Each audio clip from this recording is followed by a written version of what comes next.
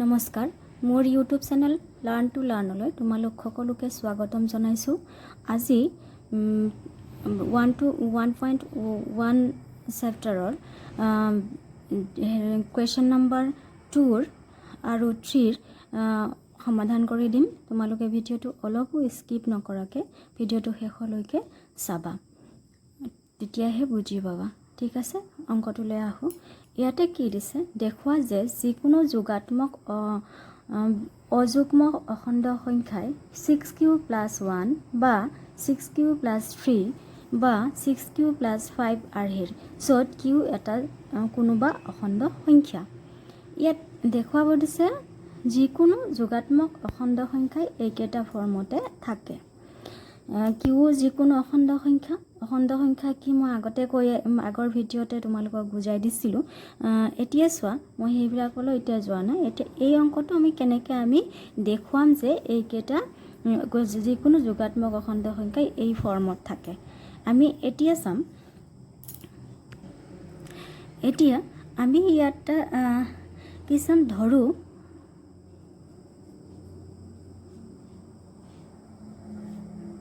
এ এটা যিকোনো যোগাত্মক অখণ্ড অযুগ্ম অখণ্ড সংখ্যা। এতিয়া আমি এইকেইটা প্ৰমাণ কৰিব লগা হ'লে অযুগ্ম সংখ্যা যিকোনো যোগাত্মক অখণ্ড সংখ্যাই 6q + 1 6q + 3 6q + 5 আৰ্হিৰ হয় বুলি আমি প্ৰমাণ কৰিব লগা হ'লে আমি ইউক্লিডৰ বিভাজন প্ৰমেয়িকালৈ যাব লাগিব। আমি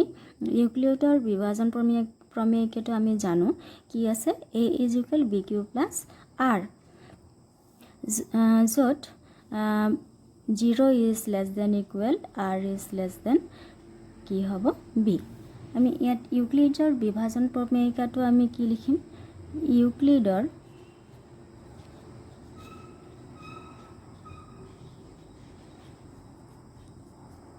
বিভাজন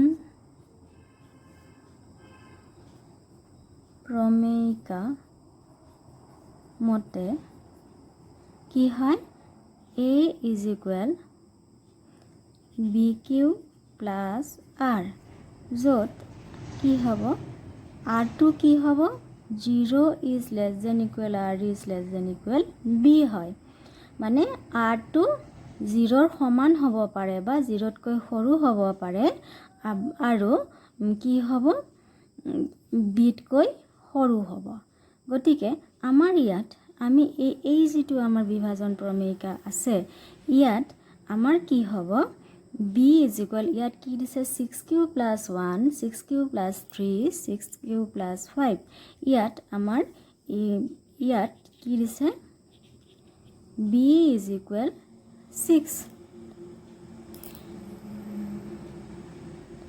b = 6। এতিয়া b = 6 দি আমি কৰিলে তেতিয়া আমাৰ কি হ'ব, এই ফৰ্মুলাটোত কি হ'ব, a = 6q + r।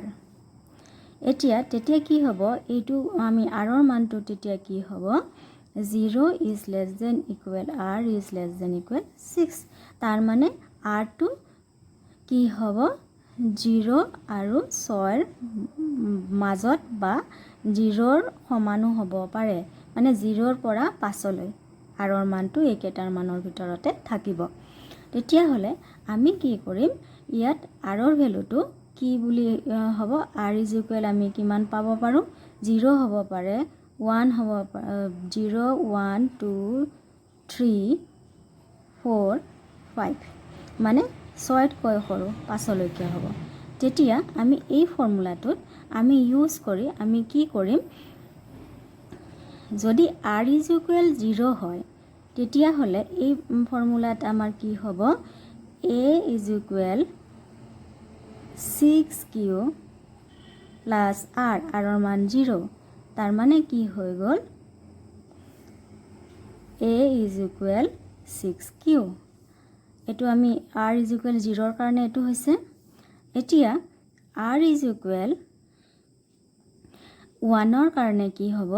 a is equal 6q plus 1 আমাৰ r ৰ মানটো য'ত r আছে তাতে আমি এই ভ্যালু কেটা আমি বহাই গৈ থাকিম এটো এটা হল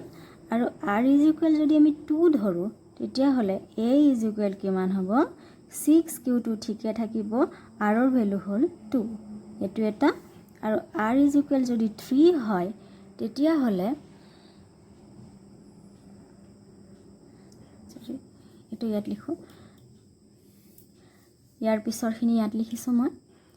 r is equal যদি 3 হয় তেতিয়া হলে কি হ'ব a is equal কিমান হ'ব 6q plus r মানে কিমান হ'ব 3 আৰু r ৰ মানটো যদি 4 হয় তেতিয়া হলে a is equal কিমান হ'ব 6q plus r ৰ মানটো 4 আৰু r ৰ মান যদি 5 হয় তেতিয়া হলে a is equal কিমান হ'ব 6q plus 5 নিশ্চয় দেখুৱা হল এতিয়া আমি ইয়াত কি কৈছিলে প্ৰশ্নটোত কৈছিলে দেখুৱা যে যিকোনো যোগাত্মক অযুগ্ম অখণ্ড সংখ্যাই 6q plus 1 plus 6q plus 3 plus 6q plus 5 আৰ্হিৰ হয় আমি ইয়াতে পালো 6q plus 1 6q plus 1 এটো হল তাৰ পিছত আছিল 6q plus 3 এটো হল আৰু 6q plus 5 এটো হৈছে না নাই এতিয়া আমি কি হল এটো আমাৰ প্ৰমাণিত হল বা দেখুৱা হল যে যিকোনো যোগাত্মক অযুগ্ম অখণ্ড সংখ্যাই এইকেটা ফৰ্মত থাকে তেতিয়াহলে এটাকে দেখুৱা হল বুজি পাইছা নিশ্চয় তোমালোকে স্কিপ নকৰিবা আৰু এটা অংক আছে 3 নম্বৰ অংকটো মই কৰি দিছো ঠিক আছে পিছৰ অংকটোলৈ এই অংকটো দিয়া আছে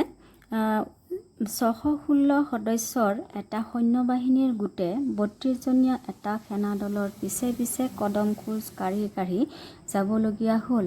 দুয়োটা দলেই একে সমান সংখ্যক স্তম্ভত কদম খোজ কাঢ়িবলগীয়া হ'ল তেওঁলোকে খোজ কাঢ়িবলগীয়া স্তম্ভৰ উচ্চতম সংখ্যা কি হ'ব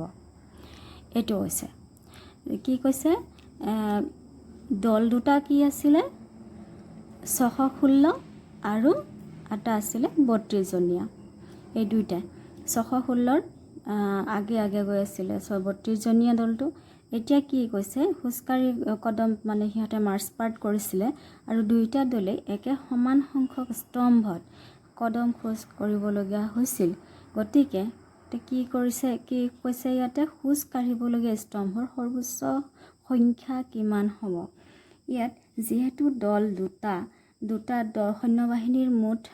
দল হৈছে দুটা কি হৈছে এটা হৈছে 616 আৰু এটা হৈছে 32 এতিয়া যেহেতু দল দুটা সমান সংখ্যক স্তম্ভত কি কৰে থিয় হৈ কদম খোজ কাঢ়িব লাগে তেতিয়া স্তম্ভৰ উচ্চতম সংখ্যা উলিয়াব লগা হলে আমি এই দুটা দলৰ কি কৰিব লাগিব যিকেটা সংখ্যা দিয়া আছে সেই সংখ্যা কেটাৰ গসাগু উলিয়াব লাগিব গসাগু উলিয়ালে কি হ'ব আমি সৰ্বোচ্চ স্তম্ভৰ সংখ্যা কেটা আমি পাম এতিয়া হলে আমি কি কৰিম ইয়াতে ইউক্লিডৰ আমাৰ কি আছে দল দুটা হৈছে দল দুটাৰ সদস্য সংখ্যা কি আছে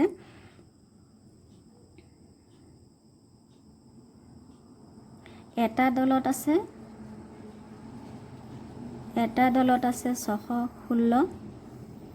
আৰু আনটো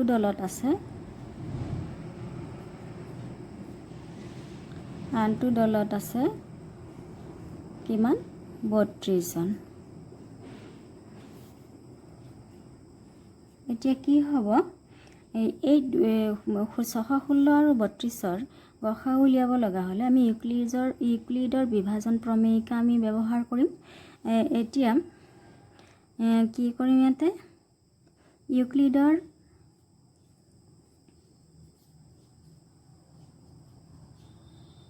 বিভাজন প্ৰমেয়িকা মতে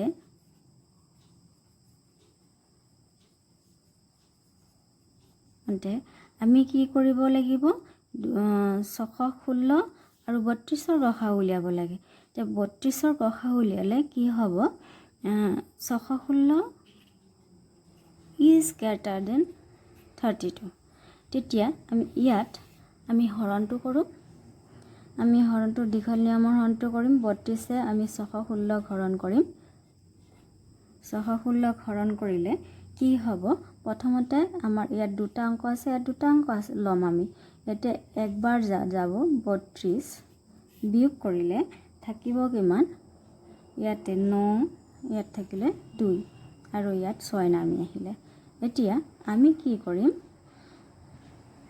সৰি এটো অংকটো শেষ হোৱা নাই এতিয়ালৈকে এতিয়া কি কৰিম আমি ইয়াৰ লগত 32ৰ লগত আমি 9 বাৰ দিম 9 বাৰ দিলে কি হ'ব 18 8 এটো কি হ'ব 27 আৰু 2 কিমান হ'ব